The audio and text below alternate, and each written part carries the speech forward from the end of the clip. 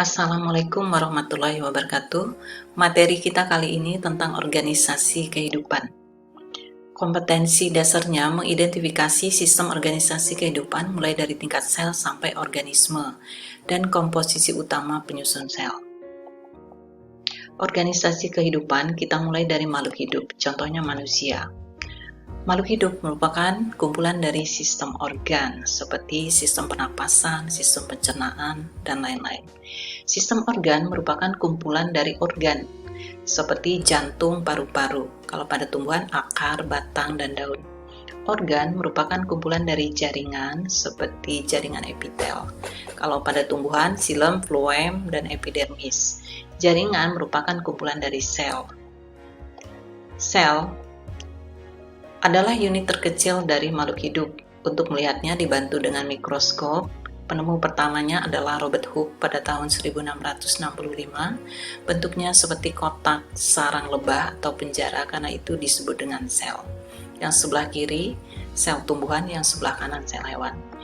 Sel tumbuhan, organel selnya, yang pertama dinding sel pada bagian luar, kemudian selaput plasma, dan yang berwarna ungu inti sel atau nukleus, dan yang berwarna kuning retikulum endoplasma, ribosom yang titik-titik, kemudian sitoplasma cairan sel, badan Golgi yang berwarna biru, mitokondria yang berwarna merah, vakuola yang berwarna biru, kemudian kloroplas yang berwarna hijau.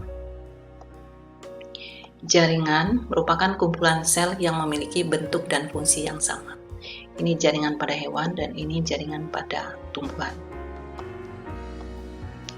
Jaringan pada tumbuhan, epidermis melapisi permukaan akar, batang, dan daun, tersusun rapat dan berfungsi untuk melindungi. Jaringan meristem merupakan jaringan yang selalu muda karena sel-selnya selalu membelah, misalkan pada embrio, ujung akar, batang, dan kambium. Ketiga, jaringan pengangkut ada dua, yaitu xilem dan floem. Xilem fungsinya mengangkut air dan garam mineral dari akar ke daun. Floem fungsinya mengangkut hasil fotosintesis dari daun ke seluruh tubuh tumbuhan. Yang keempat, jaringan penyokong. Sel-sel yang dindingnya menebal dan keras, misalnya kulit biji. Yang kelima, parenkim merupakan jaringan dasar yang terdapat di antara jaringan lainnya untuk menyimpan makanan. Pada daun, parenkimnya yaitu jaringan palisade dan bunga karang mengandung klorofil. Ini pada daun, jaringan palisade merupakan parenkimnya dan jaringan bunga karang. Di sini ada xilem dan floem. Pada akar, penampang akar tanaman monokotil ada jaringan epidermis, korteks, endodermis, perisikal, pit, xilem, floem, dan rambut akar. Jaringan pada hewan, yang pertama epitel, otot, saraf, ikat, dan jaringan penyokong atau penunjang. Jaringan epitel, jaringan yang melapisi permukaan dalam dan luar tubuh atau organ. Bentuknya pipih, kubus, dan silinder. Ini pipih, kubus, silinder, sedangkan ini berlapis pipih dan berlapis kubus, berlapis silinder. Sedangkan ini transisinya. Jaringan otot tersusun atas sel-sel otot yang lentur. Yang pertama otot lurik, letaknya pada rangka. Kemudian yang kedua otot polos pada organ bagian dalam. Dan yang ketiga otot jantung. Jaringan saraf tersusun atas sel-sel saraf. Ini jaringan saraf dan ini adalah sel saraf. Ada bagian dendrit adalah serabut saraf yang pendek dan akson serabut saraf yang panjang. Dan sinaps adalah hubungan antara kedua sel. Badan sel, di tengahnya ada inti sel dan ada selubung mielin. Jaringan ikat, jaringan yang menghubungkan bagian tubuh dengan bagian tubuh yang lain, misalkan ligamen, tendon. Ini ligamen dan tendon. Jaringan penyokong, memberi bentuk tubuh, melindungi tubuh, dan menguatkan tubuh, terdiri dari tulang rawan dan tulang.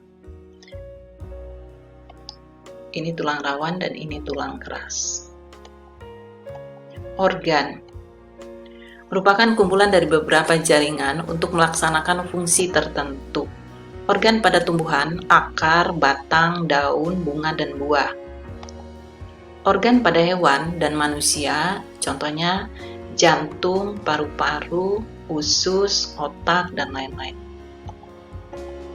Sistem organ, kerjasama berbagai sistem organ untuk mendukung satu fungsi di dalam tubuh.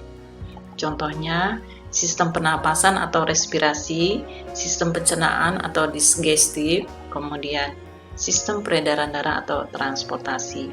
Ini merupakan sistem pencernaan makanan dimulai dari mulut, kerongkongan, lambung, usus halus, usus besar. Sedangkan kelenjarnya ada hati, pankreas, dan kelenjar lambung.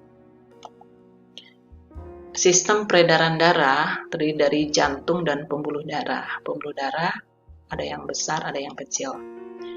Dan ini adalah sistem pernapasan terdiri dari hidung, faring, laring, trakea, paru-paru.